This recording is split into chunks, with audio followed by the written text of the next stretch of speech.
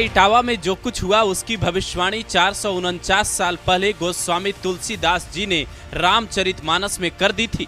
जब बात ग्रंथों की हो रही हो, ब्राह्मण के गांव में यादव कथावाचक के जाने पर विवाद हो, तो शास्त्रों के पन्ने पलटना जरूरी हो जाता है, जिसकी 4 चौपाइयों में कई ऐसी बातें लिखी है जो कई लोगों को रास नहीं आएगा। रामचरितमानस के उत्तर कांड में साफ साफ लिखा है, नारी बिबस नर सकल गोसाई, नाचहि मट मर कटकी नाई, शूद्र द्विजन उपदेश ही ज्ञाना, मेल जने उले ही कुदाना। अर्थात हे गोसाई, सभी मनुष्य स्त्रियों के वश में हैं, बाजीगर के बंदर की तरह उनके नचाए नाचते हैं, ब्राह्मणों को शूद्र ज्ञान उपदेश देते हैं और गले में जनेऊ डालकर कुत्सित दान लेते हैं। आज कई मंदिरों में गैर ब्राह्मण पुजारी हैं जो इस बात की पुष्टि करता है। ये गलत है या सही हम ये नहीं कहते, पर शास्त्र जो कहता है उसके प्रमाण आपको दिखाते हैं।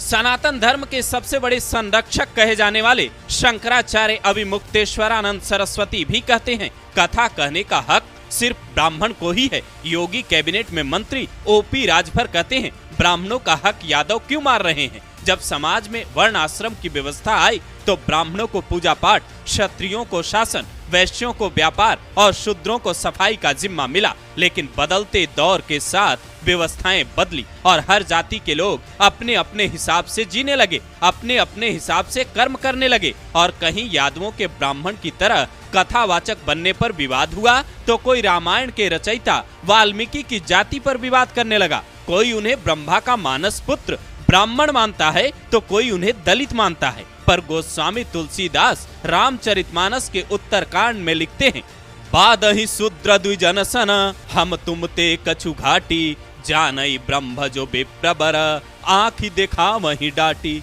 अर्थात शूद्र ब्राह्मणों से विवाद करते हैं, कहते हैं हम क्या तुमसे कुछ कम है? जो ब्रह्मा को जानता है वही श्रेष्ठ ब्राह्मण है। ऐसा कहकर वे उन्हें आंख दिखलाते हैं। ये बात भले ही शूद्रों के लिए कही गई हो, लेकिन कई विद्वान ये मानते हैं कि तुलसीदास का इशारा कलयुग में बदलते धर्म व्यवस्था की ओर रहा है। तुलसीदास आगे लिखते हैं, जे बरन धाम तेली कुम्हारा, स्वपच किरात कोल कलवारा, पनारी मोई गृह संपत्ति नासी, मूड मुड़ाई हो ही सन्यासी। अर्थात तेली, कुम्हार, चंडाल, भील, कोल, कलवार जो वर्ण में नीचे हैं, स्त्री की मौत अथवा घर की संपत्ति नष्ट होने पर सिर मुड़ाकर सन्यासी बन जाते हैं। इतना ही नहीं, उसके बाद सन्यास धारण करने वाले ये लोग क्या करते हैं उसकी भी व्याख्या अगली चौपाई में मिलती है।